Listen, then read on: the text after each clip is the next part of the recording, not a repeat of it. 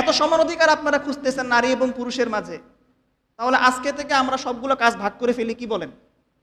যেই ঘরে একজন স্বামী রিক্সা চালায়, আজকে থেকে সমান অধিকার করেন।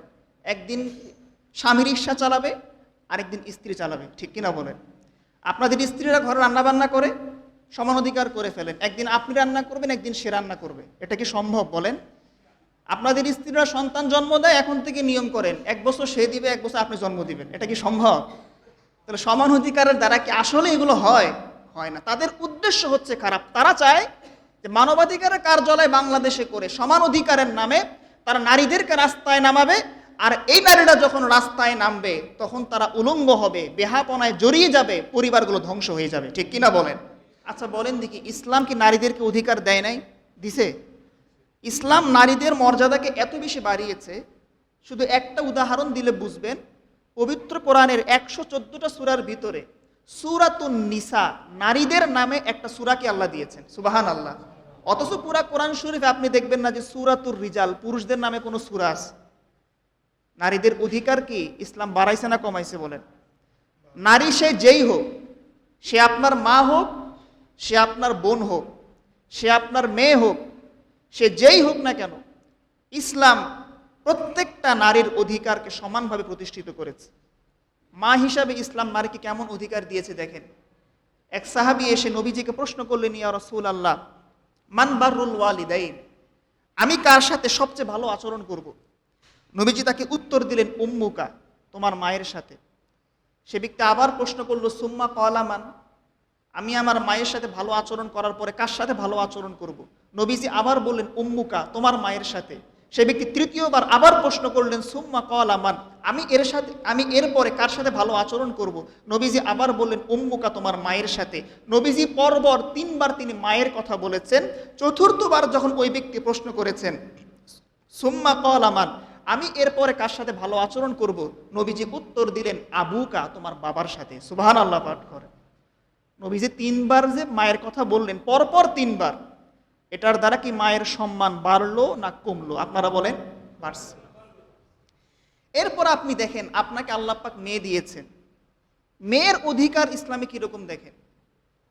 নবীজি হাদিসে পাকের ভিতরে বলেছেন, মান আলা জারিয়াতাইনে দাখালতু আনা ওয়া হুয়া আল জান্নাতা কাহাতাইন, যে ব্যক্তিকে আল্লাহ পাক 2টি কন্যা সন্তান দান করবে, আর ওই ব্যক্তি কন্যা সন্তান পেয়ে সন্তুষ্ট হয়ে যাবে, নবী বলেন যে ওই ব্যক্তি এবং আমি জান্নাতে এমনভাবে অবস্থান করব যেন আমরা দুজন খুব নিকটে আসি। সুবহানাল্লাহ পাঠ করে। নবীজি এরকম আঙ্গুল দেখাইছেন, এই 2টা আঙ্গুল যেরকম নিকটে, নবী বলেন ওই ব্যক্তি আর আমি জান্নাতে এরকম নিকটে অবস্থান করব।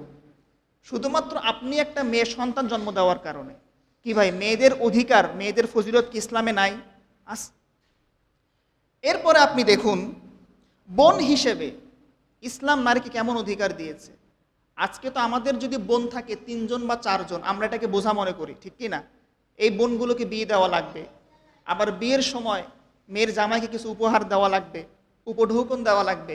মানুষ এটাকে আজকে পারিবারিকভাবে একটা বোঝা মনে করে। অনেকে তো কন্যা সন্তান হলে চেহারা কালো করে ফেলে, ঠিক কি না? কিন্তু ইসলাম কি বলে দেখেন, ইসলাম বলে, লা ইয়াকুনু লি আহাদিকুম সালাসু বানাতিন আও সালাসু ইখওয়াতিন ফায়ুহসিনু ইলাইহিন্না ইল্লা দাখালাল জান্নাহ। নবীজি বলেন, যে ব্যক্তিকে আল্লাহ পাক রব্বুল আলামিন 3 জন মেয়ে সন্তান দান করবেন, অথবা 3 জন বোন দিয়েছেন, আর ওই ব্যক্তি তার বোনদের সাথে, মেয়েদের সাথে ভালো আচরণ করবে, এদের ভরণ পোষণ দিবে, প্রাপ্তবয়স্ক হলে এদেরকে বিয়ে শাদী করাই দিবে, নবীজি বলেন এতে কোনো সন্দেহ নাই যে ওই ব্যক্তি মৃত্যুর পর জান্নাতে প্রবেশ করবে। সুবহানাল্লাহ পাঠ করেন। ইসলাম নারীদেরকে কেমন অধিকার দিয়েছে একটু বোঝার চেষ্টা করেন। ওই জাতিসংঘের মানবাধিকারের অফিস বাংলাদেশে খুলে নারী অধিকারের প্রয়োজন আছে বলে আমি মনে করি না, যদি আপনি হাদিসগুলো যদি আমল করতে পারেন। স্ত্রী হিসেবে ইসলাম নারীকে কেমন অধিকার দিয়েছে দেখেন। নবীজিকে প্রশ্ন করা হয়েছে, ইয়া রাসূলুল্লাহ, মা হাক্কু যাওজাতি আহাদিনা আলাইহি, আমাদের স্ত্রীদের আমাদের উপর কি অধিকার রয়েছে? নবীজি বলেন, তোমার স্ত্রী তোমার উপর অধিকার হলো, তুমি যা খাবে তোমার স্ত্রীকে তুমি তাই খাওয়াবে, তুমি যেটা পরিধান করবে তোমার স্ত্রীকে তুমি সেটাই পরিধান করাবে, আর তুমি কখনো তোমার স্ত্রীর চেহারায় এবং শরীরে তুমি আঘাত করবে না। সুবহানাল্লাহ পাঠ করেন। কি বলেন ভাই, এত সুন্দর নীতিমালা, এত সুন্দর আদর্শ আপনি ইসলাম ছাড়া পৃথিবীর অন্য কোনো ধর্মে আপনি পাবেন বলেন? তাহলে আজকে জাতিসংঘ যে বলে যে তারা বাংলাদেশে মানবাধিকারের অফিস করে তারা নারীদের সমান অধিকারকে নিশ্চিত করবে, আমি বলি ইসলাম যে অধিকার প্রতিষ্ঠিত করেছে এর চাইতে সুন্দর অধিকার আর কোনো কিছু হতে পারে না, ঠিক কিনা বলেন? এত সমান অধিকার আপনারা খুঁজতেছেন নারী এবং পুরুষের মাঝে, তাহলে আজকে থেকে আমরা সবগুলো কাজ ভাগ করে ফেলি, কি বলেন? যেই ঘরে একজন স্বামী রিক্সা চালায় আজকে থেকে সমান অধিকার করেন, একদিন স্বামী রিক্সা চালাবে আরেকদিন স্ত্রী চালাবে, ঠিক কিনা বলেন? আপনাদের স্ত্রীরা ঘরে রান্না বান্না করে সমান অধিকার করে ফেলেন, একদিন আপনি রান্না করবেন একদিন সে রান্না করবে, এটা কি সম্ভব বলেন? আপনাদের স্ত্রীরা সন্তান জন্ম দেয়, এখন থেকে নিয়ম করেন 1 বছর সে দিবে 1 বছর আপনি জন্ম দিবেন, এটা কি সম্ভব? তাহলে সমান অধিকারের দ্বারা কি আসলে এগুলো হয়?